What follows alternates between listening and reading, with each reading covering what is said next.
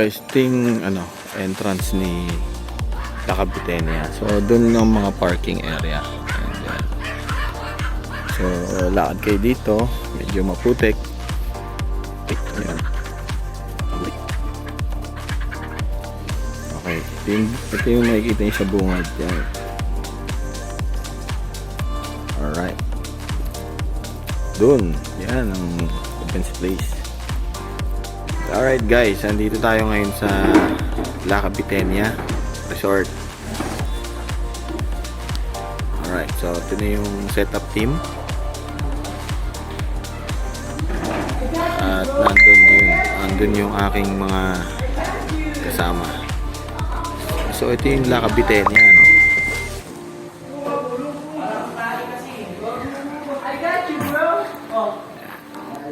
So doon tayo maglalagay speakers, dito speakers, so projector. Siguro dito tayo pwesto or dito.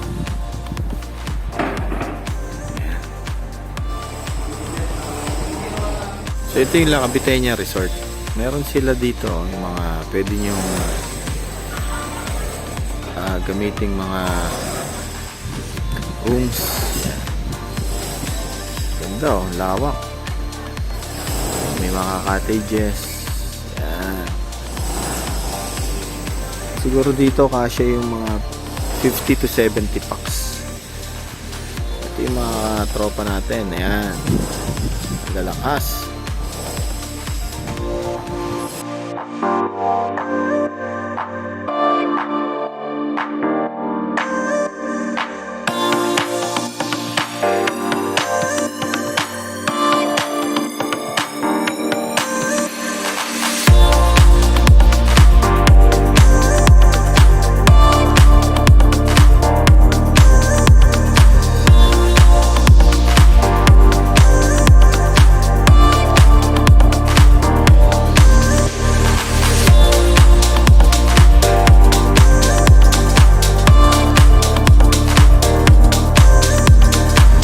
Guys, ito yung naging final setup natin.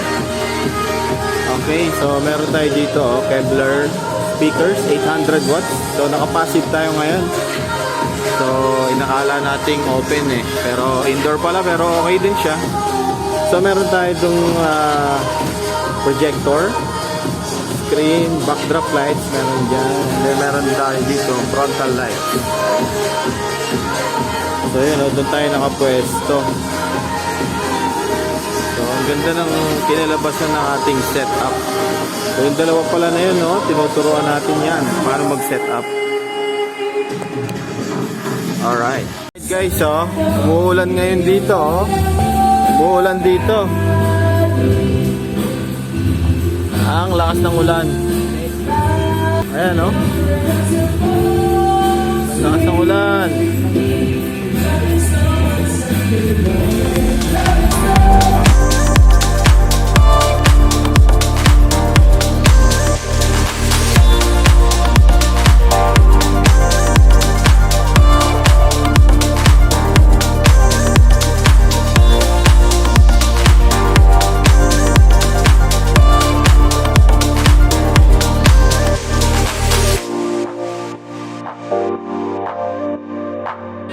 Alright guys, so nandito tayo sa DJ booth.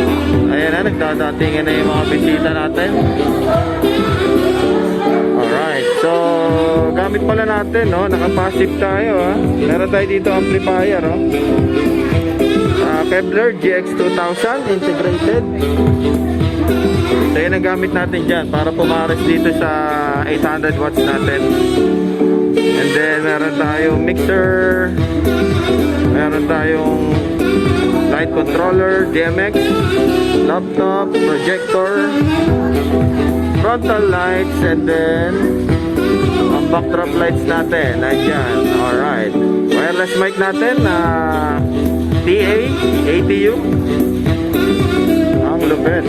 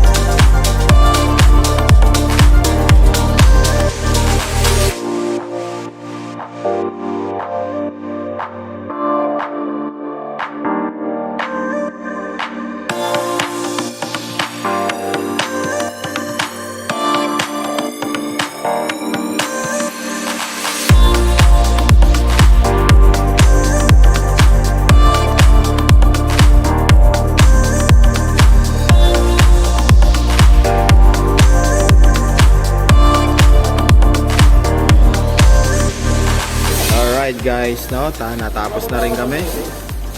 Oh.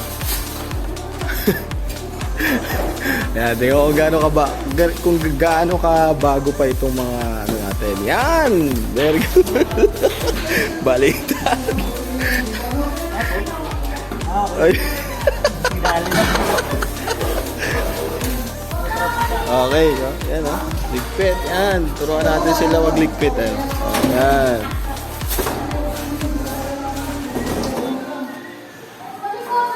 Alright guys, no, natapos na yung setup naming tatlo. Ayan, oh. Dan, si Paul. So, sila yung mga bago natin tinuturuan. Mga gusto nila yung mga setup natin. So, ano masasabi nyo guys sa una nating setup? Natuto ba kayo? Madami. Okay, ano yung natutunan nyo? Sa akin, natuto ako kung paano yung pagkasunod-sunod ng unang gagawin. Simula ng paglapag ng gamit sa van hanggang sa pagdating sa loob ng event. Kung ano yung dapat unahin, yung mga importanteng mga pahay ni Kuya Ben, syempre bilang veterano na sa pag-setup. Yun o, veterano. Ikaw Dan? Nakailan na yan eh. Ang natutunan ko, tama si Paul, yung tamang pagkakasunod-sunod ng mga gagawin. Simula pa lang sa paglapag, paggamit ng ilaw, kung ano yung mas kasuhin, check mo mga wire, outlet, yan. Yan ang una yung tatandaan. Tsaka tamang dress code. Hindi na ako ulit. Last na to. Okay, okay. So yun, no, yun yung video namin ngayong araw, no. So sana lahat ng mga nanood sa amin hanggang dulo, subscribe nyo kami, mga hindi pa nagsusubscribe. Salamat sa inyong mga support. Okay? Press nyo like. Wash Alright. Wash out. Subscribe nyo dyan sa baba. Pakilike na rin yung video namin and wala na akong sasabihin. Thank you and God bless. out. God bless.